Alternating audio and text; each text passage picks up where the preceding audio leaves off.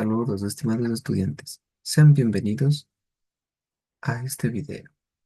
Les agradezco por haber venido nuevamente en este momento vamos a revisar los contenidos relacionados a primero de bachillerato, los contenidos de física de la unidad 2. Te invito a que veamos este material para que quede claro y que sepas cómo resolver los ejercicios. A continuación te muestro esta pantalla. Bienvenidos. Revisaremos el contenido relacionado a los vectores. Tenemos que entonces revisar qué es un vector. Un vector es una, como podemos observar en la imagen, por ejemplo, una flecha. Una flecha puede ser considerada como un vector. Sabemos que una flecha tiene una distancia que lo mide. Sabemos que si nosotros variamos el ángulo de disparo y la flecha irá con cierto tipo de dirección. Y sabemos que si es que soltamos el arco, la flecha iría disparada en un sentido. Entonces relacionamos que un vector es un, una, un segmento, ¿sí?, que se puede considerar como una flecha, por ejemplo, el cual posee magnitud, tiene una distancia, dirección es la dirección que le diéramos del disparo, y el sentido, por ejemplo, si lo lanzo iría en sentido hacia adelante. Entonces relacionemos que los vectores son una representación de los segmentos que poseen dirección y sentido. Por lo tanto, ejemplos de vectores pueden ser los, las flechas, ¿sí? Cuando nosotros, las personas que practican tiro, un vector puede ser también una lanza, ¿sí? Entonces, esta lanza también posee una dirección y sentido. A continuación vamos a revisar una reflexión. Quisiera que ustedes pensemos que la representación de un vector entonces nos sirve para saber la dirección que toma un desplazamiento, por ejemplo, como que podemos revisar aquí, y qué relación tiene dentro del plano cartesiano. Estamos recién comenzando el estudio de la física. Entonces, lo que se busca con esto es buscar la relación que existe entre los vectores. Ya hemos comprendido que un vector es una magnitud que posee dirección y sentido dentro de un plano cartesiano para que tengamos relación de representarlo a través de el plano cartesiano en una forma polar y en una forma rectangular. A continuación vamos a revisar el contenido que tenemos que revisar de las transformaciones de cómo sería y qué relación tiene el vector con el plano cartesiano. Entonces, decimos que un vector se puede representar como una coordenada rectangular.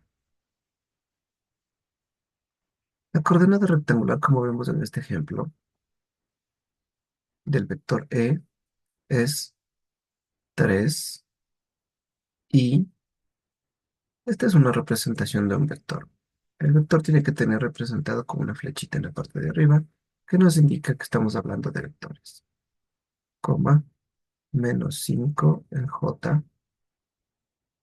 donde entonces entendemos que esta inicial son las coordenadas en X y las coordenadas siguientes serían en Y. Como podemos observar entonces, tenemos en este dibujo uno, 2, 3 unidades en X y -5 en Y. Recordemos que en el plano tenemos la X positiva, la Y positiva y la Y negativa, que es la que baja desde el punto cero. Sería -1, -2, -1, -2, -3, -4 y -5. Como se ve en el gráfico que ya está resuelto, ¿no? Si nosotros eh, prolongamos las sombras, tenemos que el vector está representado desde el inicio hasta el final, ¿sí? Entonces podemos representar tanto este vector de coordenada rectangular como coordenada polar. ¿Cómo represento la coordenada polar? Primero tengo que encontrar el módulo del vector. El módulo del vector E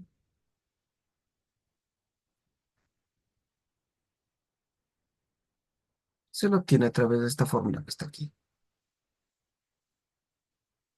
donde tenemos que es la raíz cuadrada de la coordenada en X al cuadrado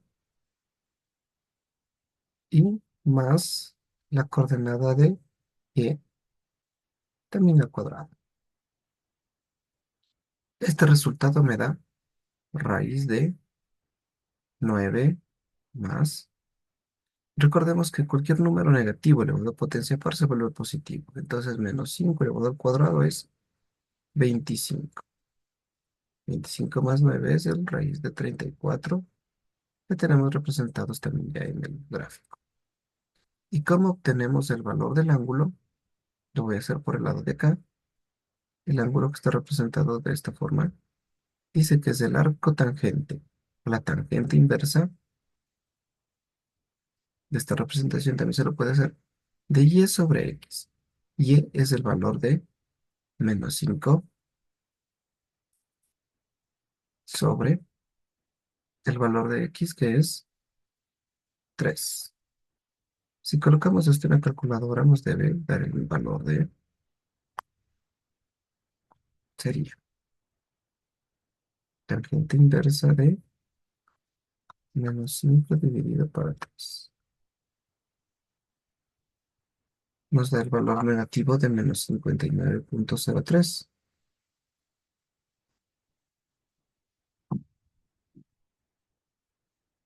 Entonces nosotros comprendemos que lo que nos está dando es el valor del ángulo que está aquí porque nos da un ángulo negativo, ¿sí?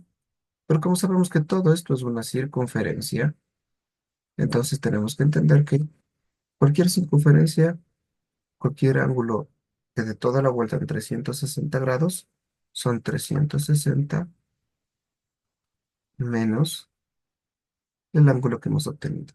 Donde tenemos entonces que el valor positivo del ángulo, el que estamos buscando es de esta forma, 360 menos 59,03, donde entonces nuestro ángulo que estamos buscando mide 300,9 grados, que son los ángulos que abarcan desde el eje X positivo y se da la vuelta por todo hasta llegar a esta parte del ángulo.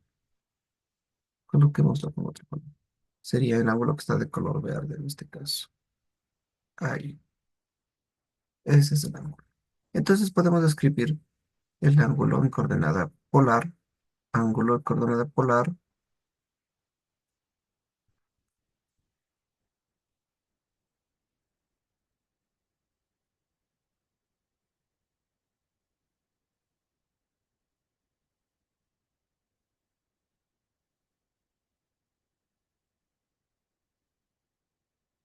cual se escribe módulo